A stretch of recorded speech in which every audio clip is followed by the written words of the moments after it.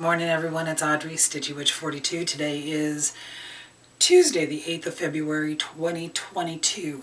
This is the video that I am recording, giving you my take on Mill Hill kits and Mill Hill projects in general. I had mentioned doing this a couple videos ago and got a nice response from people saying that yes, they would be interested in seeing how I do Mill Hill kit. Some of them because they've never done them before, some because they have them but they're a little bit intimidated on how to do the beading. Others like Connie from Count Twice Stitch One, who she has done over 300 different Mill Hill kits. So right there, that should tell you there is a variety out there for you, no matter what style you like. If you're a Christmas stitcher, if you're a Halloween stitcher, if you're a patriotic stitcher, if you like celestial, if you like harvest, if you go out and snowmen and everything.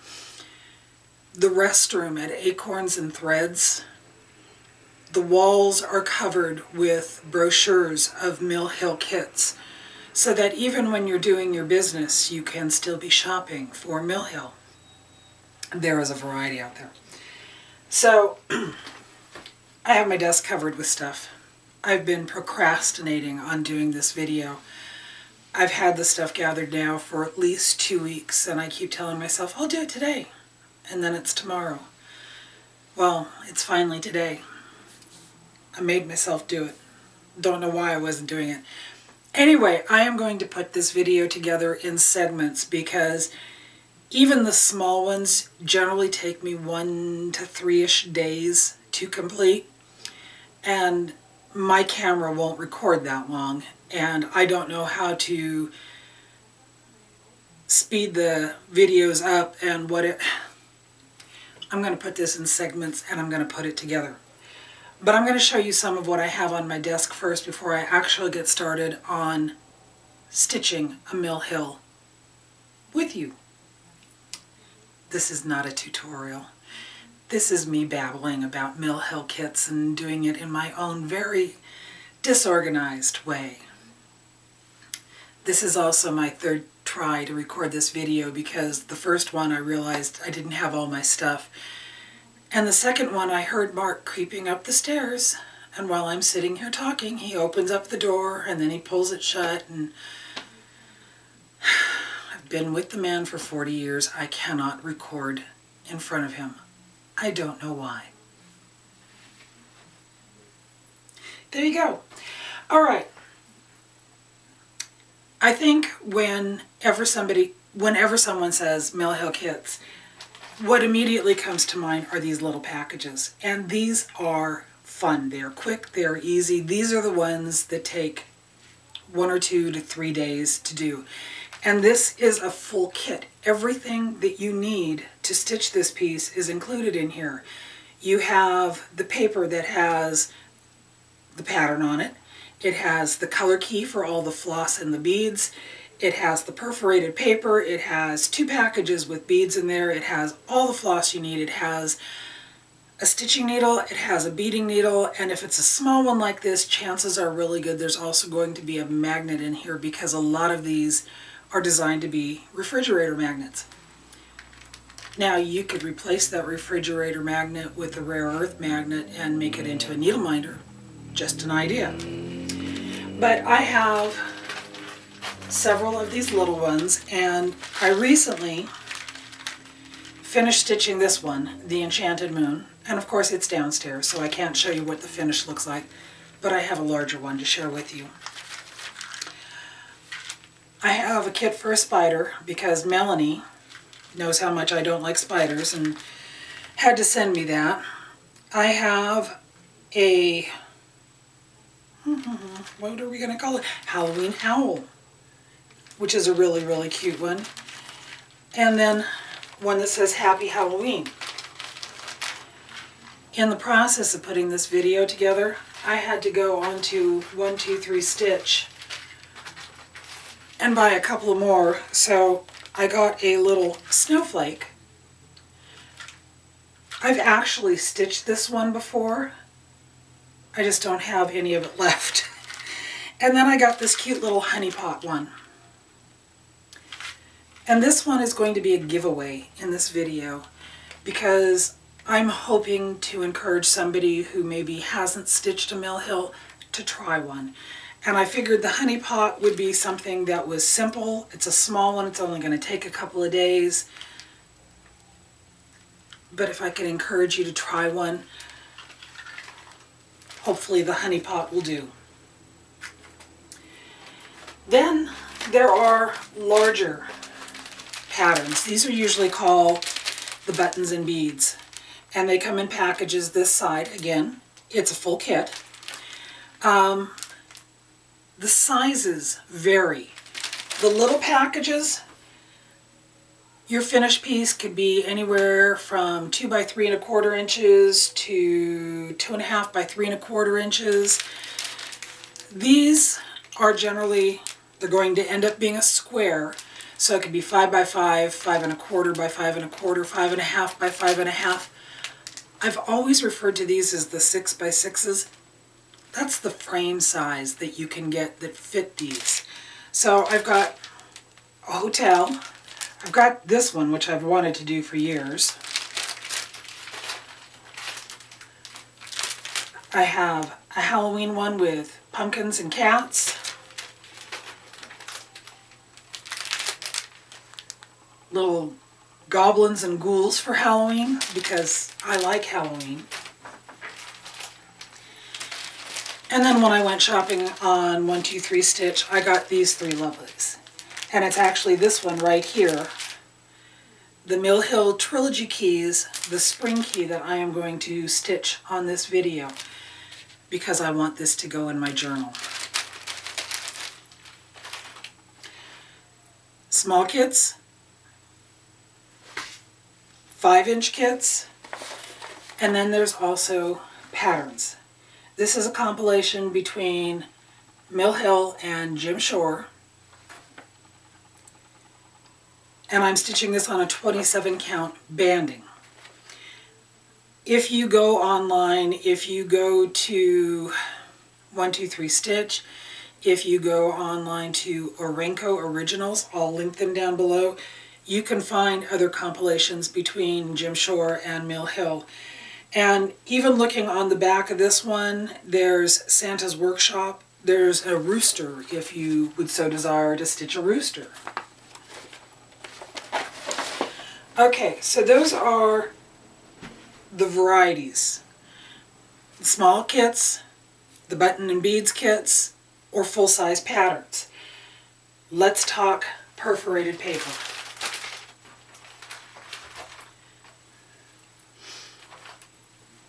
There are some people who say they don't like stitching on perforated paper, and I get that. It can be a bit futzy. There are some people who have never stitched on perforated paper because they don't know what it would be like.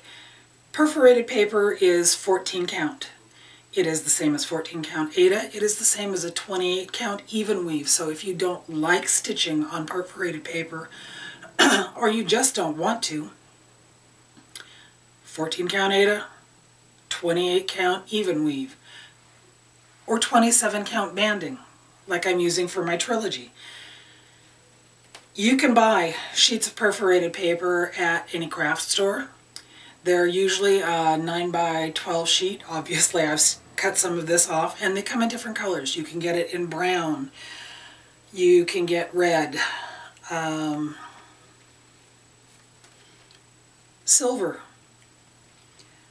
an ivory color. You can get greens and grays and blues. So whatever background you want to have for your piece, just like there is with fabrics and linens, you can do the same with the perforated papers. What I like to use to finish my small pieces, whether I am stitching them to be an ornament, I did all 6 of the Mill Hill sugar skulls for my daughter for Christmas ornaments a few years ago. And I like to use sticky back felt to finish them off because it's easy. And you can make it into a hanger using the sticky back felt by putting either stitching a beaded hanger with the leftover beads, or by putting a piece of thin ribbon in there and just tacking it down. This is a good way to back your pieces. I have to pause. My battery is running out. Hold on. Where were we? Camera ran out of batteries. I hollered downstairs, asked Mark if he'd bring them up for me, which he did, because he's a good guy. And then he wanted to talk Jeep. No, honey, I have a video to record. You have to go back downstairs. Thank you for bringing me new batteries, but I'm done with you. Go away now. And yet the man loves me. I don't know. Okay, so I've talked about the small kits. I've talked about the button and beads kits. I've talked about the larger patterns. I've talked about the perforated paper, and I've talked about the sticky back felt. So this is the one that I am going to be putting together and stitching on this video. This is the Antique Keys Trilogy, and this is the spring key. The finished size will be 3 by 5. So it really shouldn't take that long for me to stitch this, but it's going to take at least a couple of days. And like I said, I'm going to record it in segments and put them all together. But I want to show you what all is included in this kit.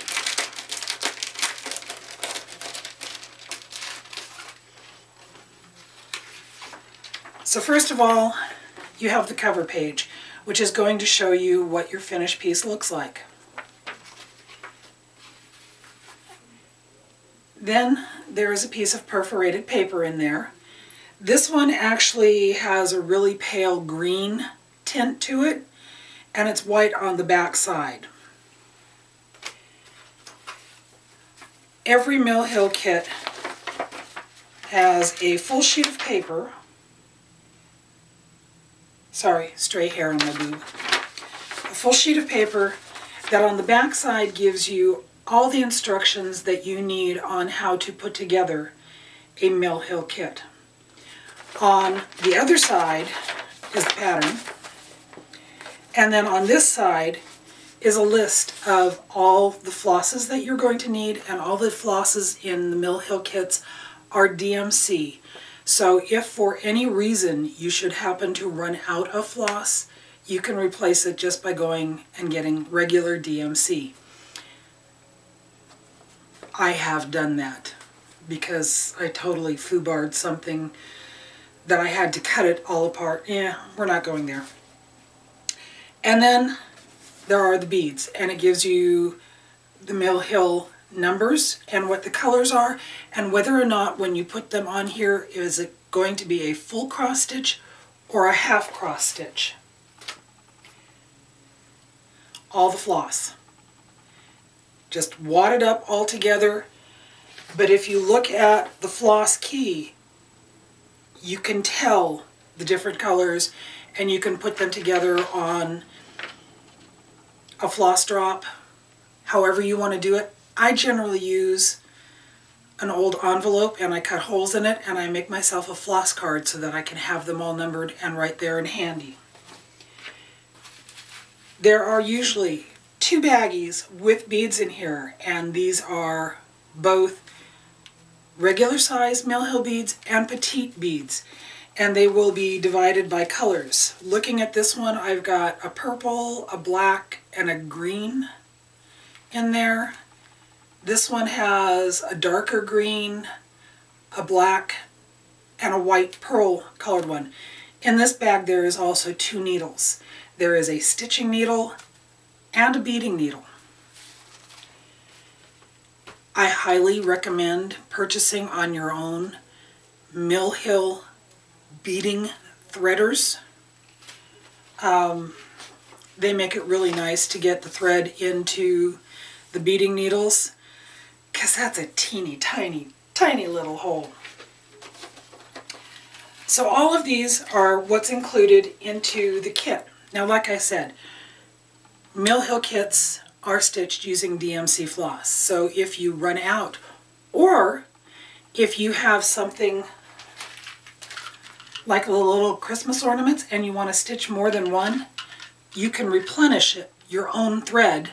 You might not have the specialty bead that's in here unless you go and purchase it, but then again, it doesn't have to have it. But you can use these patterns over and over again, and you can stitch them again with your own floss on perforated paper, on 14 count Aida, or 28 count even weave. But those little beads that are in there, confession here, when I first started stitching Mill Hill kits, when I was done with them, I would throw everything away. And then I watched Vonna Pfeiffer, and she said to save the beads. If you go to Joann's, you can buy these trays, and it has these little cups in there that are perfect for holding leftover Mill Hill beads. And I just separated them and put a little sticky on the top so that I could write the numbers down. And from all the kits that I have done, I have 2 trays full of Mill Hill beads that I have used for stitching around pillows or stitching other Mill Hill patterns.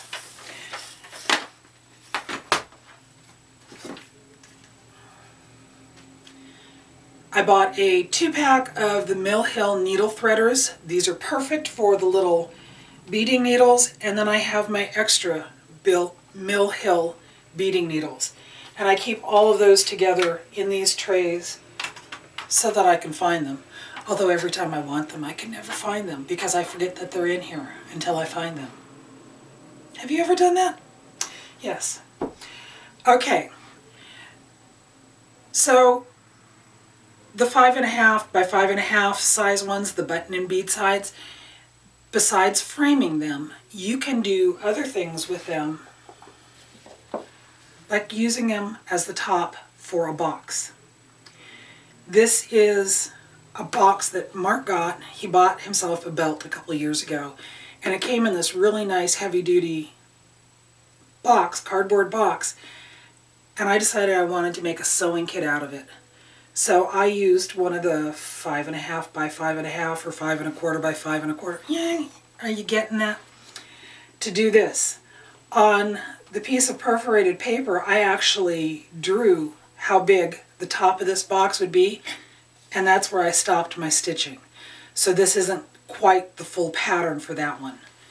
But I wanted to show you this because, as I was saying, if you don't want to stitch on the perforated paper, you can stitch on 14 count Aida. I was making myself a sewing kit, and I decided that I wanted this moon to be a cushion inside there, so you can see they are the same size. I don't have any of the beads on here. I didn't want the beads on here. But you don't have to stitch Mill Hills on perforated paper. I just like to.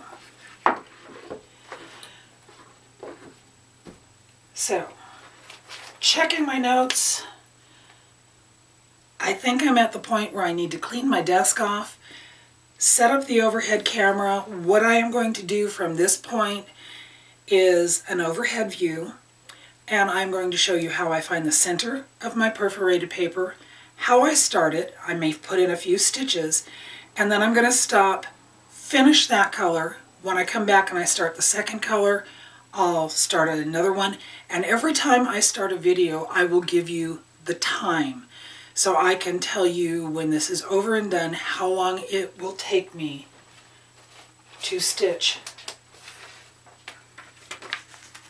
this Mill Hill kit. Here's hoping I don't forget and do something dumb like stitch the whole thing and forget to record anything else. So, at this point, I have to clean my desk. See you in a bit. Timestamp 1:42 on Tuesday, February 8th. Okay, so I made myself this fancy little floss card here using an old envelope, and I punched in enough holes to separate the various flosses from this Mill Hill kit. Now, they don't tell you how many strands of each color that you get. You just kind of have to figure that out by yourself. And the magentas kind of confused me. There's 3 strands here, but they're 2 different colors. And because I wasn't sure which one was which, I got out my DMC book and I matched colors. These are nice to have, by the way.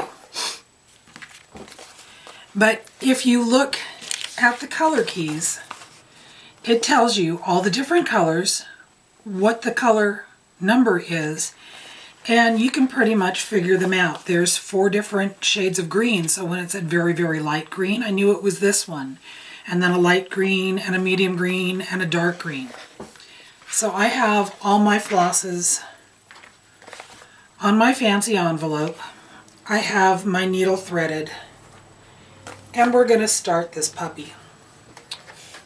We're going to start the spring key. So this is my piece of perforated paper that I am going to be stitching on. And there's a couple of different ways that you can figure out where the center is. You can measure over and come down, or you can go corner to corner, which is generally what I do. And I do it on the back side. Or if you've got this fancy mat underneath you, well, you just put it right there and I can see through it, and I can make a little mark right here on the back side that is where I'm going to start stitching this piece. Most Mill Hill kits, if not all of them, recommend using 3 strands of floss. So I'm going to try to keep my pattern out of the way and find my center, and there's going to be 1, 2, 3, 4, 5, 6 stitches starting in my center, which I now know is here. So I'm going to come around from the back side because I tuck the tail on my Mill Hills. Hold it down.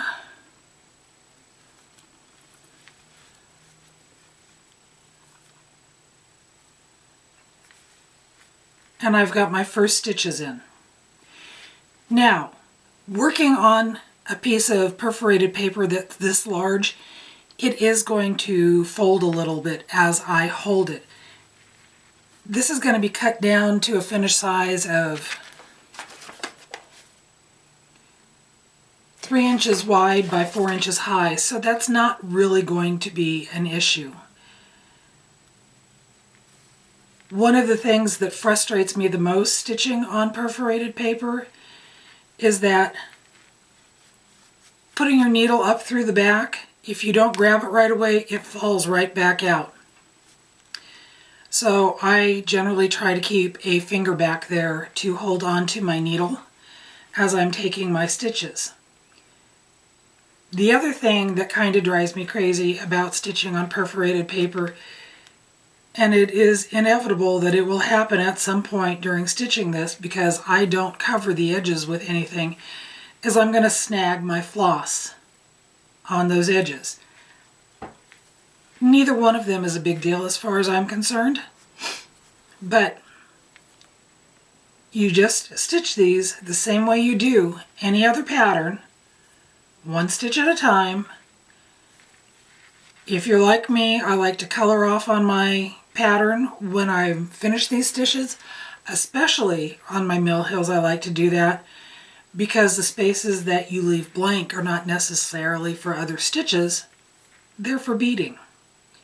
So here I am, I've got the first 4 stitches in on my Antique Keys Trilogy. This is the spring key, and I'm going to stop here. I'm going to finish stitching with this color of floss, and then I will come back and start the next color of floss with you.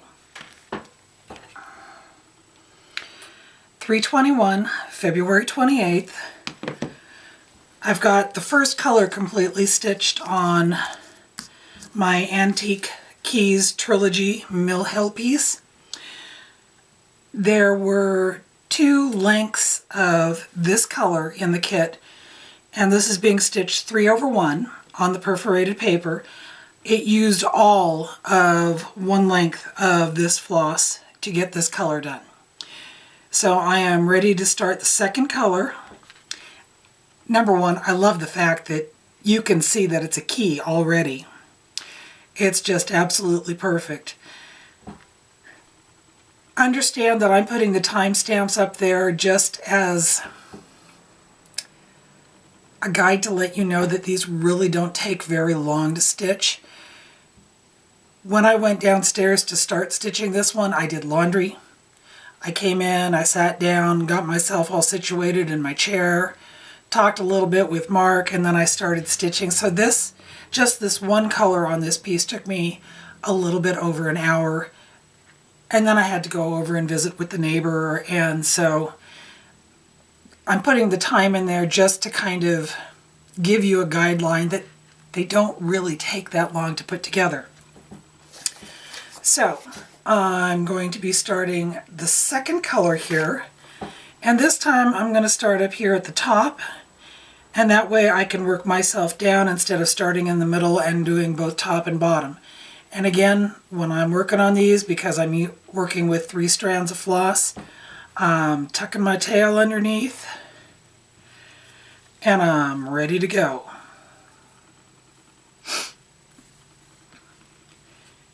So I don't know if you're aware or not, but there's this thing going on called Mill Hill Mondays.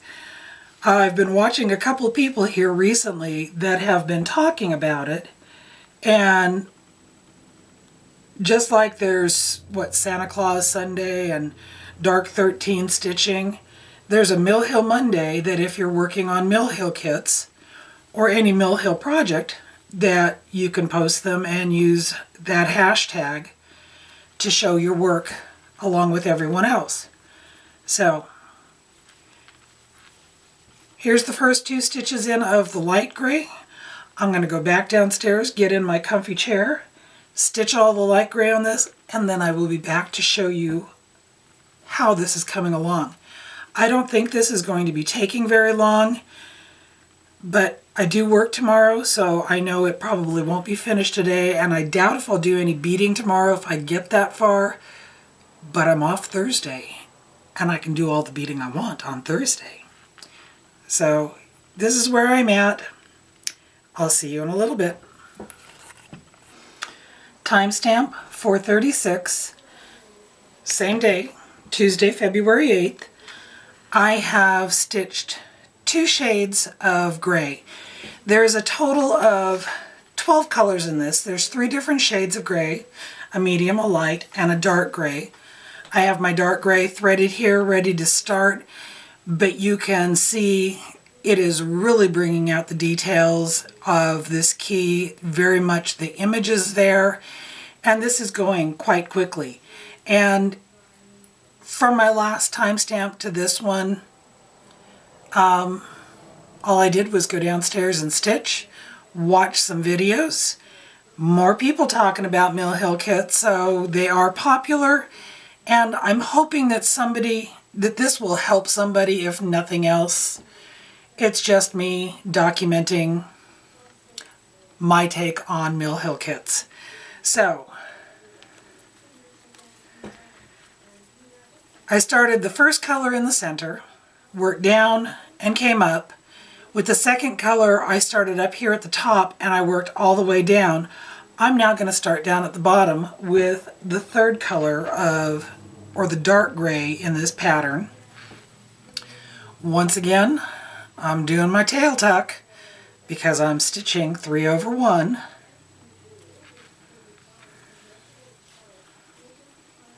And pull it through, because that's what you do. That's what I do anyway, a lot.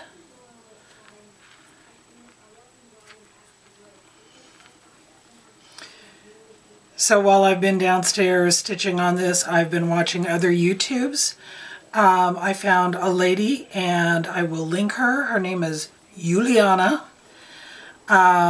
She does a lot of... She has done some Mill Hill kits, but a lot of her pieces are either on perforated plastic or perforated wood. and she's just started a English version of YouTube. She's Ukrainian. She has a Ukrainian channel. So I will link her because she's showing a lot of different types of kits that you can get, not just Mill Hill kits. So anyway, if you're interested in that, make sure you check out. I will link her below. Of course, that means I actually have to watch my video when I'm editing so that I remember to do that. Anyway, I am starting the dark gray here. The third of the 3 grays, which will pretty much outline the whole body of the key on this. And I will come back when I finish with this color, if nothing else, than to just put in a timestamp because it's getting close to dinner time. Anyway, I'll see you in a little while.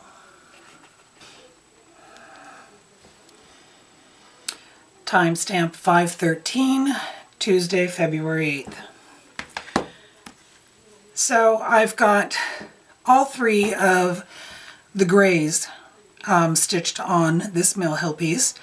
And as you can see, that is the body of the key.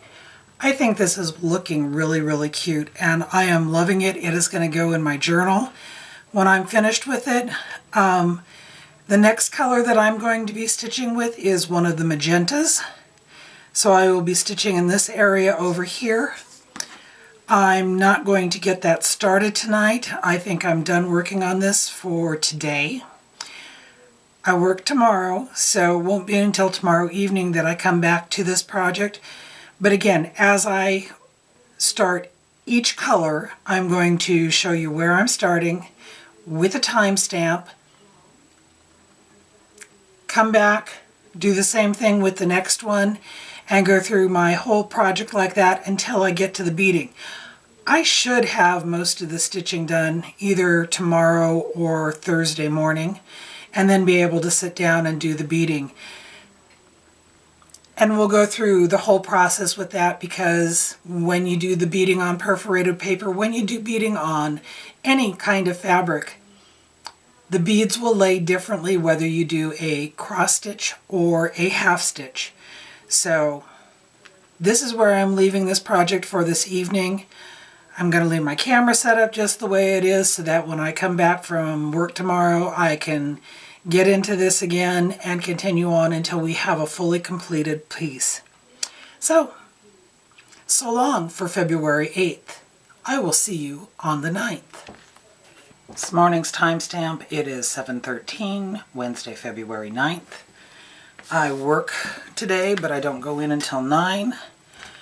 So I have all 3 of the grays done.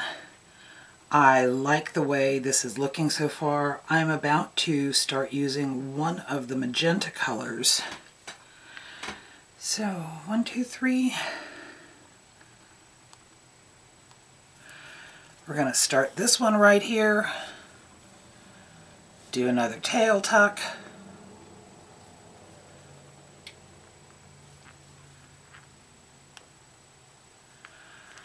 I'm going to take this downstairs, make my breakfast. Trying to lose my tail there.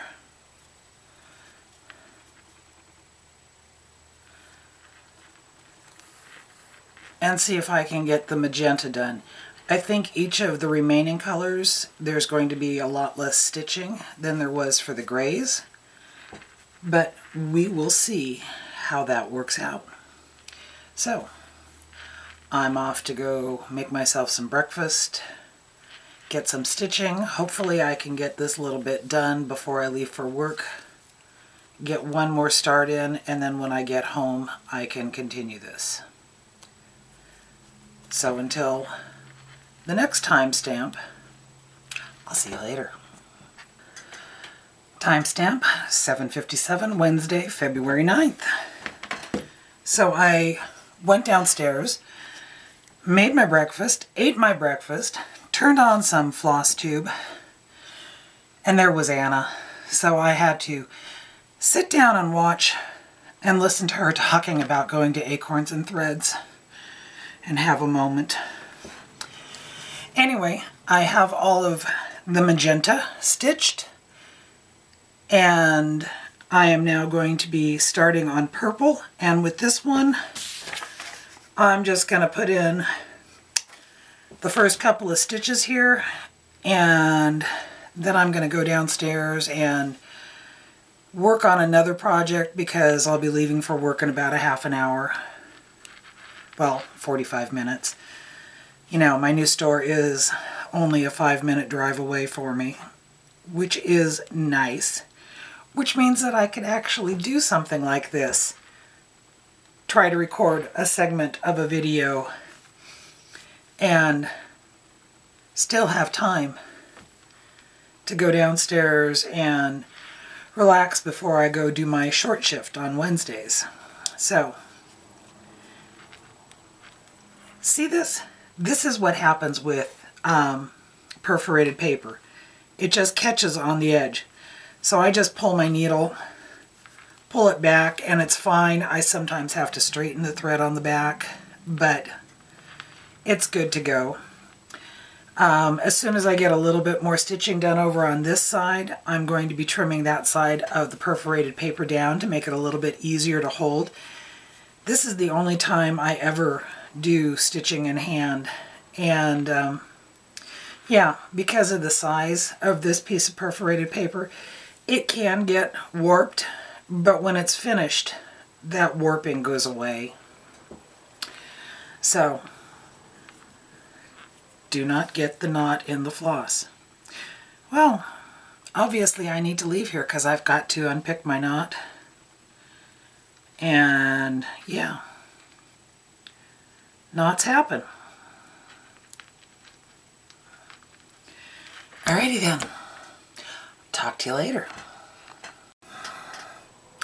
Timestamp 3/24, Wednesday, February 9th. So, I came on this morning when I started the purple. And got 3 stitches in, took it downstairs, got ready, left for work. I got home from work a little bit after 2 o'clock. Mark had lunch made, so I sat down and had some lunch. And then I finished stitching all of the purple in there. So I now have 5 colors on this mill hill completed. I'm about to start the 6th color here. But I wanted to talk about a message that I received. When I was working on this morning, I was sitting downstairs at my laptop and watching some floss tube on there. And I noticed on my phone that I had a comment on a previous video. And Christy was telling me that she likes doing mill hills. She does them between big projects, as she refers to them as a palette cleanser. A quick and easy stitch and finish, and boom, she's ready to go off onto something new again. But she said, my biggest issue with stitching mill hills is that my floss always catches on the jagged edge. And in my last segment, that's exactly what happened to me. My floss does catch on the jagged edge. Now on the little ones, I have never figured a way to stop that from happening. With these, when I'm sitting in my chair downstairs and I'm doing my stitching, I actually push this against my belly. I push it against my belly, and then the floss can't catch on it because my belly is in the way. I just like the way I'm saying that, my belly. So I have no other suggestion other than doing that. I mean, I guess I could go in and very carefully trim this so that I had a straight edge like this side. The top's not bad. I very rarely catch it up on the top, but this side and this side both have jagged edges because they're cut through the perforations. Anyway, we're starting color number 6, which is another one of the magentas. I have to figure out where I'm starting first because, well, it would help if I knew what symbol I was stitching. Okay, it's this one. We're going to come down here at the bottom once again. I'm going to catch my tail back here, if it cooperates, and if it doesn't, I'm still going to catch it.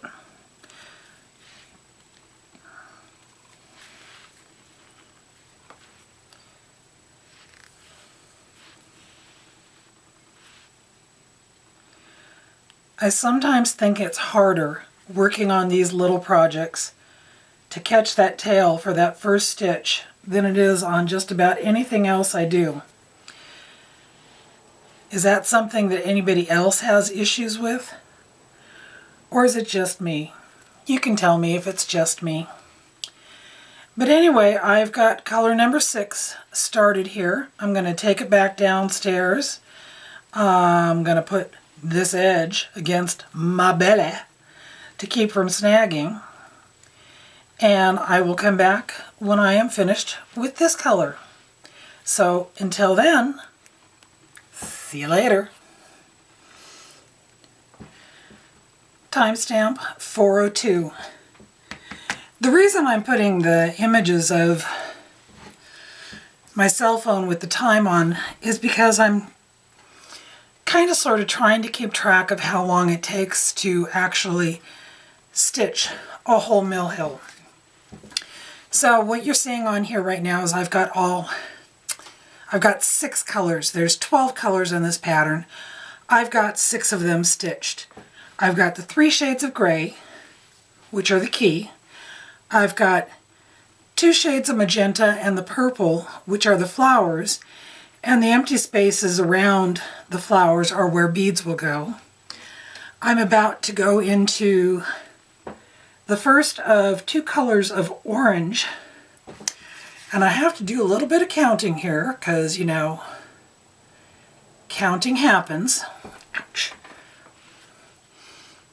Did something to my left shoulder, and every once in a while when I move, it's just reminding me, very much so, that it hurts. So I've got 6 colors left to do on this piece. I'm starting the orange on this little flower up here, and there's just very few stitches there of that color, and then there's some orange here in the center of this one here. So I will get the orange stitch, the medium orange stitch, come back and tell you when I'm starting the dark orange, and hopefully, at least I'm going to try to do it, is to get all of the stitching done tonight so that tomorrow on Thursday, which is another one of my days off, I can sit down and do the beading. And I will try to do more of the beading on the screen. We'll see how that goes. Again, this isn't supposed to be a tutorial. This is me showing you how I do mill hills in the hopes that maybe it will give somebody who hasn't tried one the idea that they can do it too, because if you can cross stitch, you can do beads. That's all I got to say about that. So I will see you when I'm done with the medium orange.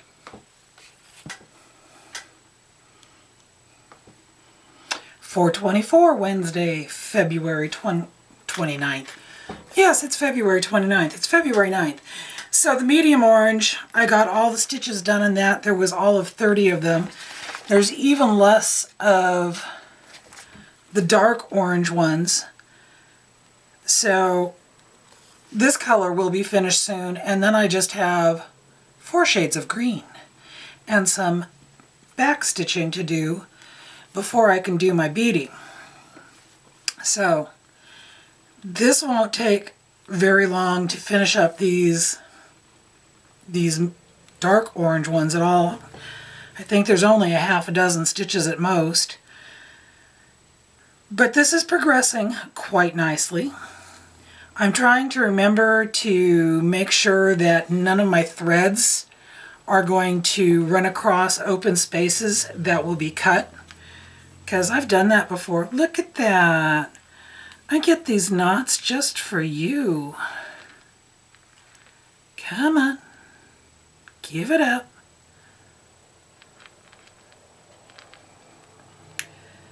Well, yeah. There you go.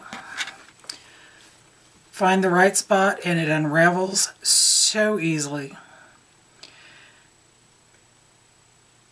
So I'm going to get the 1, 2, 3, 4, 5, 6, 7, maybe a dozen stitches of the dark orange done.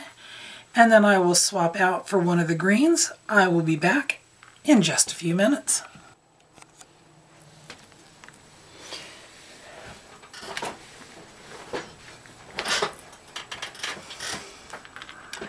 So I think of the dark orange there was, oh, I didn't do my timestamp. 4:35, February 9th. I think there was only 12 of the dark orange. And so I'm coming down, I'm working on the first of the 4 shades of green, saving the lightest shade of green for last since I'm working on a greenish perforated paper. But looking at what I have to stitch, and there's really not very much left here, I figured I'd just stay up here at my desk rather than going back downstairs each time, because I'm tired. There's only 12 stairs and 2 landings to go up and down from the living room to up here, but if you do that several times in a row and you're overweight, it's a workout. So I had to leave Chris hanging downstairs. Chris Cross Stitch. I was listening to one of his stories, and I guess I'll just have to wait and see what happens. It's suspenseful, not knowing whether or not his issue got resolved. And that's all I'm going to say about that. So I'm going to get this medium green stitched on here, switch over to one of the other shades of green, saving the light for last, and then I have just a little bit of back stitching to do, and that will be all of the stitching on this piece done. So, see you in a bit. 5:04, Wednesday, February 9th. Immediately after I finished that last little section, I had to prove to myself that yes, I can snag my floss on the top edge of this piece of perforated paper because I'm that talented. Not sure how I did it, but I am that talented. I then managed to, okay, I know it cannot be only me. I know that it cannot only be my floss. But you know how you've got your floss here in the needle, and you've got the length that you're stitching with, and then you've got the piece that hangs off to the side? The floss managed to tie itself in a knot. I don't know how that happens, but I couldn't figure out how to fix that. So my only alternative was to cut it apart, because sometimes you gotta cut it apart. So here I am working on the second of 4 greens. I have, well, you can now see how tall this piece is going to be and how wide this piece is going to be. It's not going to be much wider, and the overall size when it is finished is 3 inches by 5 inches. So I am stitching on some leaves and some vines here. I have to turn my pattern over so that I can see what I do after those 2 stitches, and I will be back shortly. 5:32, Wednesday, February 9th. I only have 2 more colors of green left to stitch on this. My library does not have the best lighting for stitching in here. The only thing I have that's really bright is my daylight, which is sitting right next to me. And I'm starting to feel the strain in my eyes. So I am going to stop recording for today and pick this up again tomorrow. I only have 2 more shades of green to do, and then a little bit of back stitching, and then I'll be able to start the beading, and I should be able to get that all done in various segments tomorrow. So this is where my Mill Hill Antique Keys Trilogy is. This is the end of the second day that I have worked on it. This is what it's going to look like. This is where it's at. So I'll see y'all in the morning. Bye. Timestamp 7:56 a.m. Thursday, February 10th. So I moved everything down to my kitchen table because I have on this side one of my stitching lights, which makes it a little bit easier for me. It's cold and gray outside this morning, and I am back to work on my Mill Hill Antique Keys Trilogy. That's what it's going to be looking like. This is where it's at. I've got 2 colors left to do, the very light green and the dark green. And I decided that I'm going to stitch with the light green first because I was noticing that some of the back stitching I will be doing will also be in the dark green, so I figured I'll just do that one as the last color, and then I can move right into the back stitching with the dark green, and then I have a little bit of purple to do up here at the top. So let me hide my pattern from you, see where it is that I'm going to be stitching. 1, 2, 3. And we're going to come over here and get going. So my plan is, part of the reason why I brought the camera setup downstairs is because going up and down the stairs over and over and over again was just wearing me out. So here I am. This is where I sit and have breakfast and play on my computer and do what minimal editing I do on my videos right here. But I figured it was a good spot, and I worked out a system with Mark to let him know when I was in here recording so that he doesn't come and interrupt me, and life can continue as usual. So I will see you in just a little while. 8:08, Thursday, February 10th. There was very few stitches in the light green, so I'm moving on to the last one, which is the dark green, to fill in some more of the leaves and the vine, and then it'll be time to start doing the stitching. I noticed something on the key, and shame on myself for not mentioning this earlier, and I really have to check the other Mill Hill kits that I have here. All the symbols are up here for all the colors of floss, and then all the symbols are down here below for all the beads. And I sat here and I looked at this and I realized that all the beads are circles with different designs in them. There are no circles in any of the floss colored symbols. So that was like a mind-boggling realization that for as many of these as I've done, is it that way on all of them? Am I really that blonde? I do have my moments. I do have my moments. But anyway, I'm just gonna sit here and finish stitching this and laugh at myself for learning something new at 62. So I'll see you in just a little bit.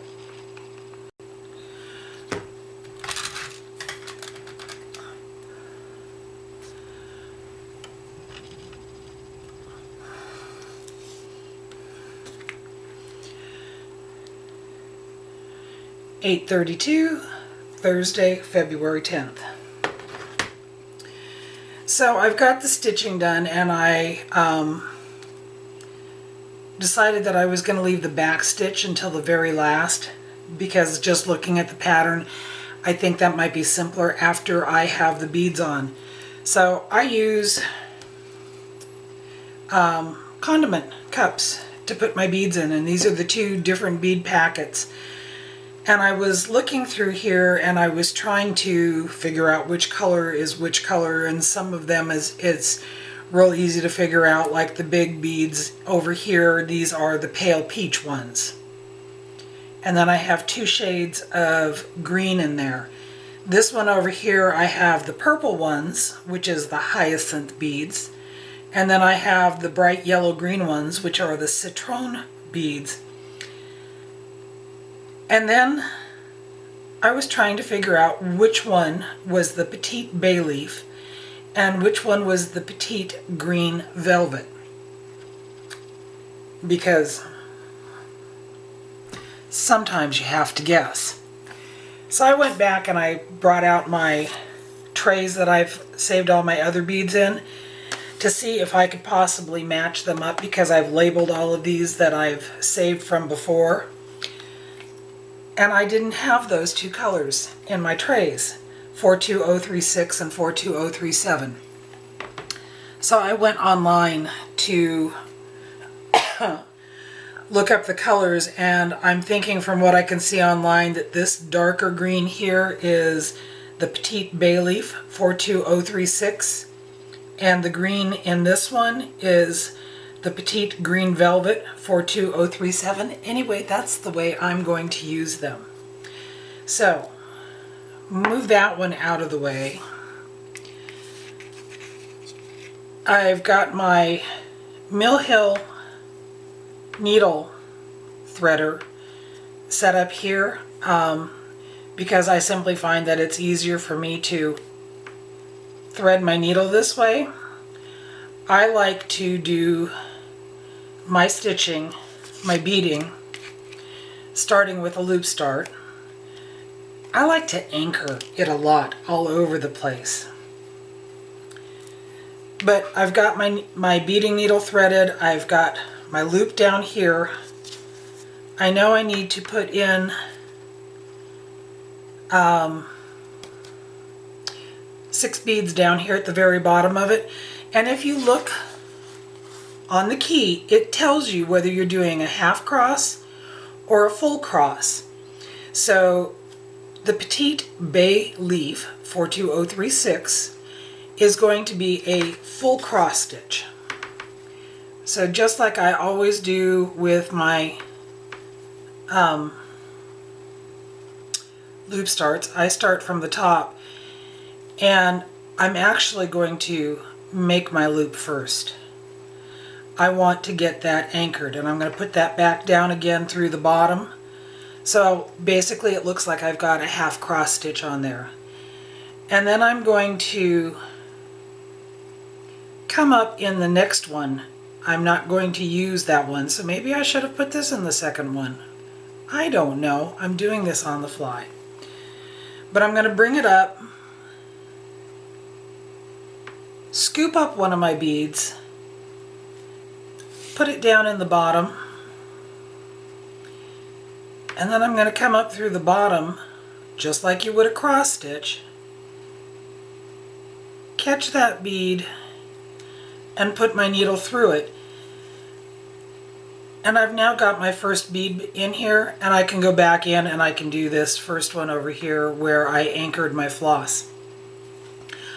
I don't know about anybody else, but when I'm doing beading on Mill Hill kits, I get, I like to anchor the beads like every 5 or 6 beads. I've never had any beads fall off. I don't know why I need to anchor them that often, but in my brain it just says this is the way I have to do it.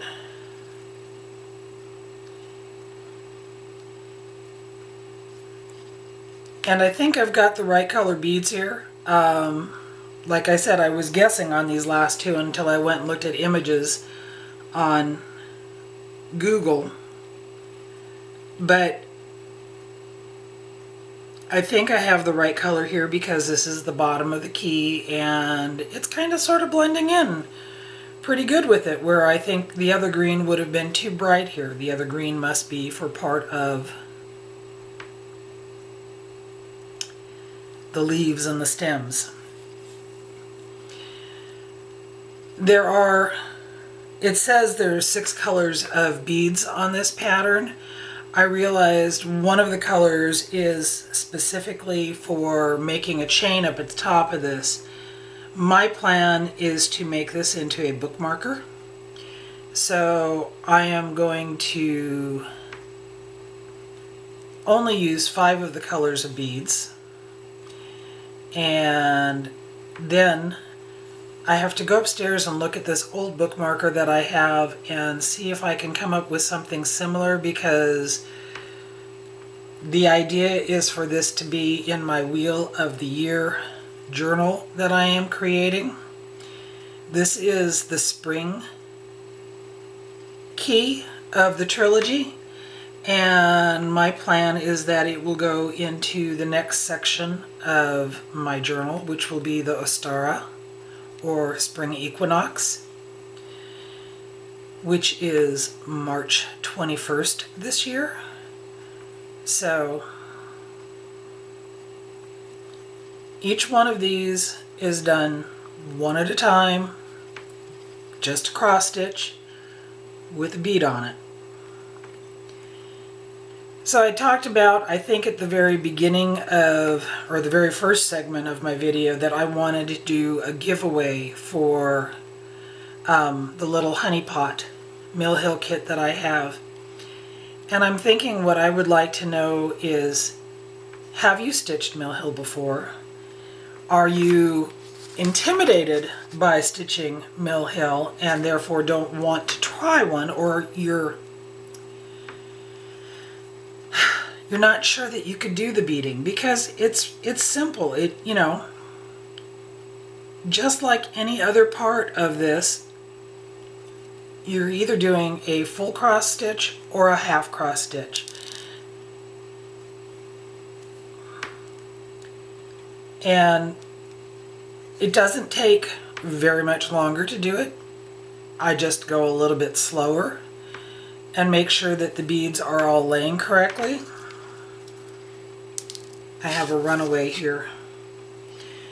And like I said, if I want to anchor it, I just go in the back and I'll run a stitch through underneath a floss a couple of times. Do I need to do that? Probably not. But I'm still going to, because it just makes me feel,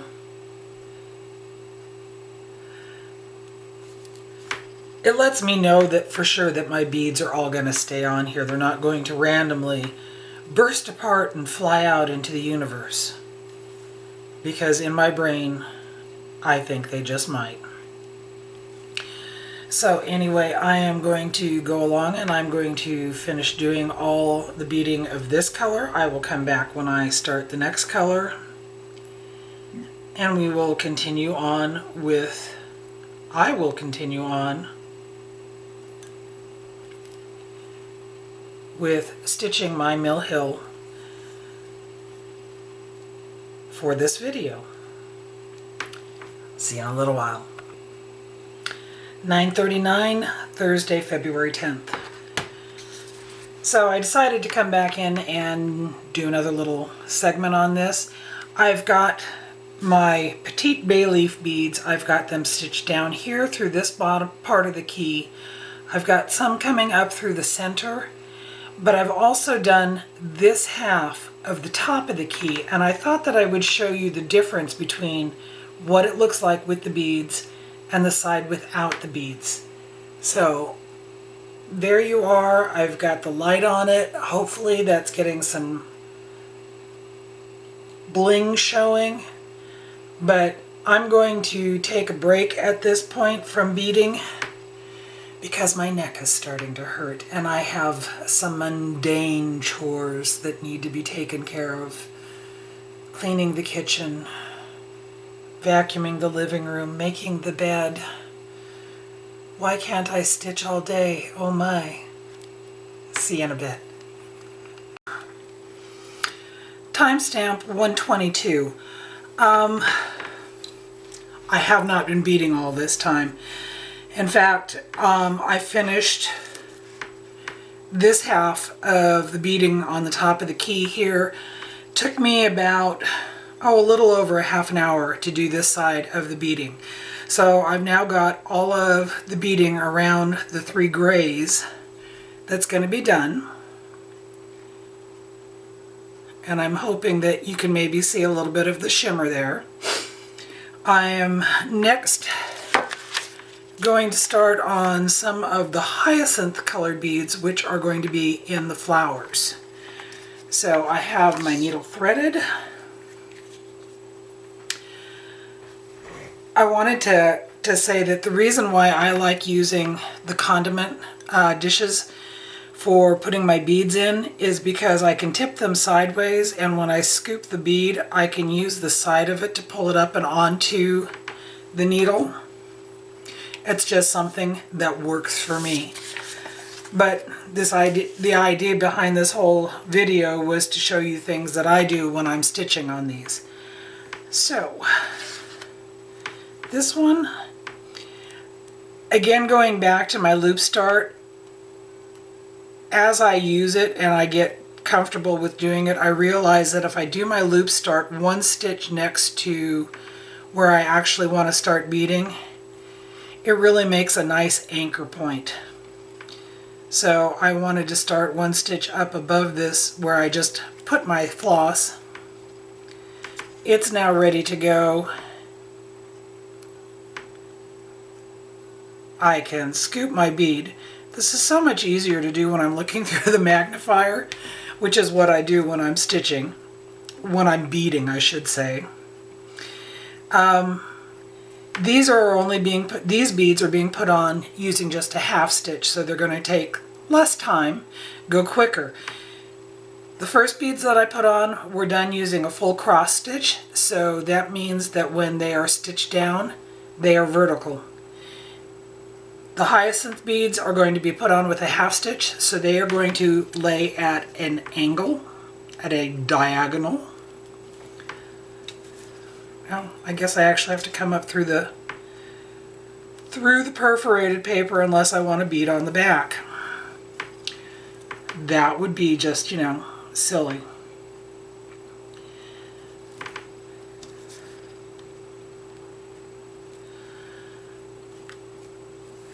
So, I shall be stopping, trying to do it again.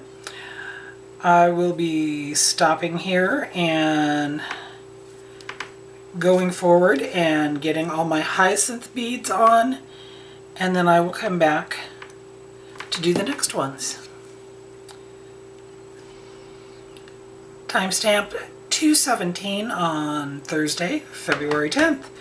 So I have all the hyacinth beads put in, and oh my gosh, they are really adding some sparkle to this, and I hope that you can see it. But in the course of stitching the hyacinth beads, I realized that right here in this little teeny tiny spot there, I missed 3 green stitches. I'll go back and catch those up before I finish this piece completely. I am now on to the pale peach beads, which are going to go in the center of this little flower right there, so there's only going to be 9 little stitches. That's not going to take long at all. So again, I am going to do this with my loop start. Oh, I wanted to bring that up. When I was stitching the hyacinth beads up in this area, I did do a loop start there, but when I got down to this area that only had 3, I actually fetted under the stitches behind the back 2 or 3 times and then did my stitches, and I did the same thing. I started it over here and finished it over here. The rest of these I was able to work all off the same thread, But I had to start and stop on this last section too because I have to be careful. Looking at the way this is stitched, there are some areas that I might be cutting through when I get to do the final trim on this piece. So that's something to be aware of depending on what style mill hill kit that you are stitching. So these are also a half cross stitch. They're not going to take much time at all. But I'm going to go ahead and turn the camera off because this is a lot easier for me to see what I'm doing if I am using my magnifier. I'll be back in a few.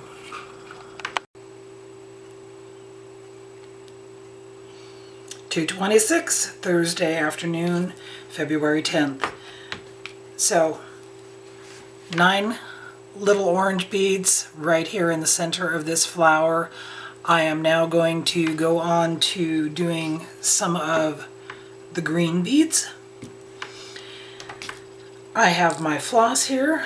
I have my finger on, and oh, I wanted to show you. I like using the little Mill Hill threaders because they're really nicely made. But when you abuse them, I broke them open at the tip. So this one is going bye-bye. Bye-bye now. Bye-bye. Which means I guess I have to go back online and order some more because I have more Mill Hill kits upstairs. Alrighty, where am I starting on this one? I am starting down in this lovely little green flower there, so I'm gonna put my loop start right here.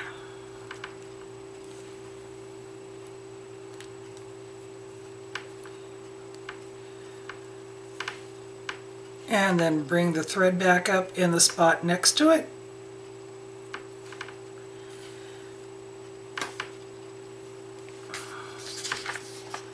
And these are a full cross stitch, so these will be laying the same as the very first ones I did. They will end up being a vertical stitch, whereas the larger beads are all half stitches and they lay diagonally.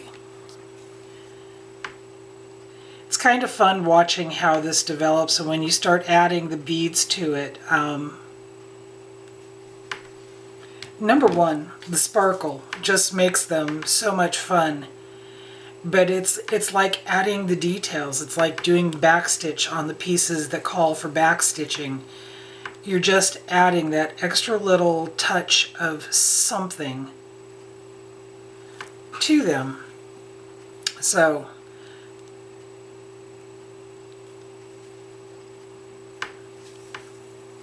I've started on my green stitches, my green beads now. I'm going to turn the camera back off so I can use my magnifying glass because it makes it that much easier for me to see what I'm doing. And I will see you when I am done with this color of bead, which will leave just one more color of bead before everything is finished and I go back and I catch the missing stitches. See you in a little while. 3:31 on Thursday, February 10th. I have got all the beading done except for the final color, which is the light citron green. So I'm going to go ahead and get started on this and then come back. When I come back for the next segment, I am going to have all of the citron green beading done. I'm going to have the back stitching that I have to do completed, and I'm going to catch the last 3 green stitches that I've missed. I don't know if they're going to make a difference in the overall finish, but I'm still going to go put them in. So the next time I see you, all the beading will be done on this, and I really can't tell you how pretty this is in person. I've got my light shining on it, so hopefully you're seeing some of that glint and glimmer and shimmer, and it's so pretty. Anyway, I'll see you in a little while. 4:44 Thursday, February 10th. I have all the stitching done. I have all the beading done. I have the back stitch done. This is complete. And personally, I'm wiped out. I've been sitting in this chair a little bit too long today, and my neck and my back are sore. So at this point, I am going to call this finished. But there will still be one, if not two, maybe three more segments to this video. I'm going to put this away for this evening and come back tomorrow and put on the sticky back felt and cut it down and add the ribbon that I want to use to make this into a bookmarker. So my whole point of doing this video was to show stitching a Mill Hill kit from start to finish. The time markers that I've been put in, those are mainly as a way to get people to look up at the screen to see what was on the screen. Also to help me figure out approximately how long it took to actually stitch this thing. And I'm not really going to know that until I sit down and audit my videos, edit my videos, do something with my videos. I don't know what I'm going to do. But here it is. I hope that you can see some shimmer. I think this looks absolutely fantastic. And it's time for a glass of wine and to sit and relax, and I will see you all tomorrow. It is Friday, February 11th. It's 2:06 p.m. I'm home from work. I'm tired. But, you know, sometimes we have to go out and do the real work. All of you who get to stay at home and work from home or don't have to work at all, you don't know how envious I am of you. But here is my finished piece. I've got all the stitching, all the beading, all the back stitch, everything done on this. It's now ready for me to put on some sticky back felt. This is Presto felt. It's a 9x12 sheet. I'm going to use the white, and all I did on the back of it is I cut it down to size. I'm going to cut this out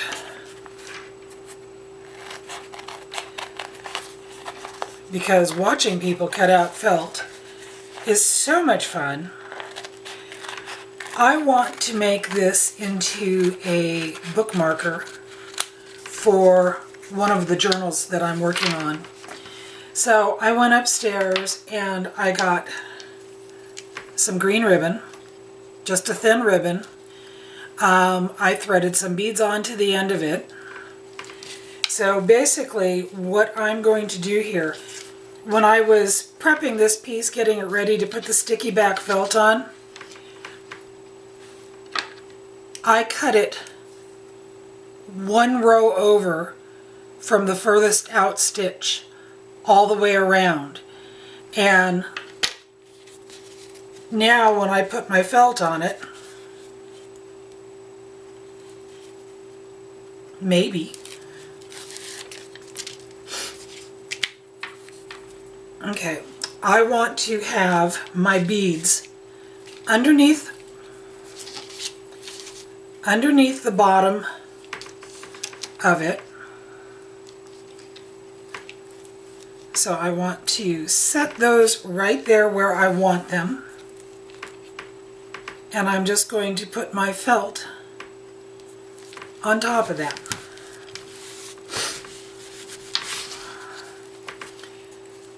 So now I've got the beads hanging underneath it. I've got this on the top here. Now I can start the process of cutting this down to size. And you always cut one space from the edge of your stitching.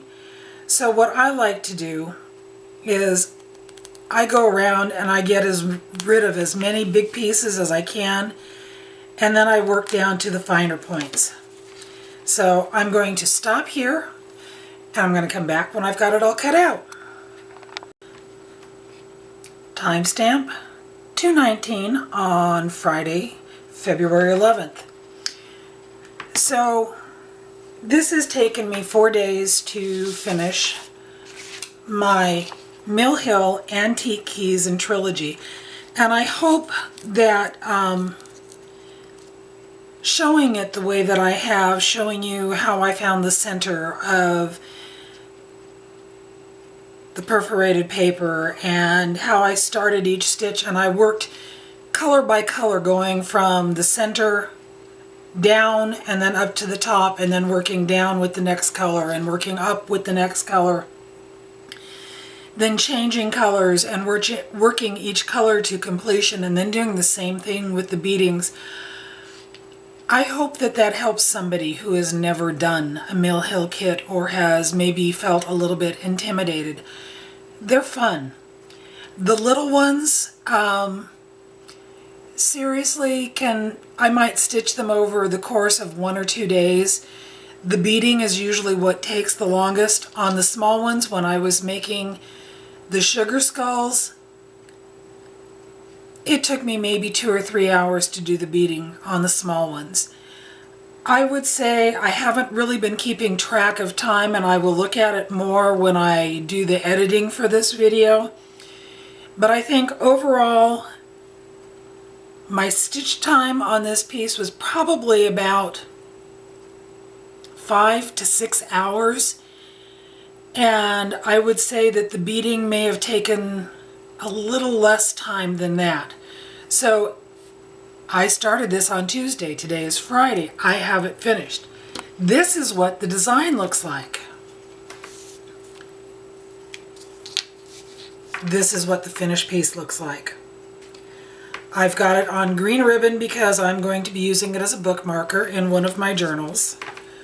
I hope that you can see all the shimmering beads there. I think that this is absolutely beautiful, and start to finish, it's just like any other small project that we do. It's one stitch at a time. So I forgot to bring it down with me, but I know I had mentioned doing a giveaway in this video for the small Mill Hill honeybee. If you're interested in getting the small Mill Hill honeybee full kit, everything is in there that you're going to need, leave a comment telling me whether you have stitched Mill Hill kits before, or if you've done any beading before. If you're somebody who's been intimidated and hasn't wanted to start them, I would like to know that. But the main thing that I would like you to use is the word bead. B-E-A-D. Don't say giveaway. Don't say free. Please be a subscriber. Please like the video. I hope that this video was useful to someone, because it wasn't really intended to be a tutorial. It's just me starting and stitching a Mill Hill kit and recording what I'm doing.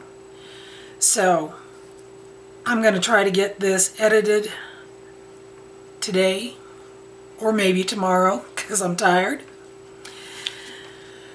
And I will see you later.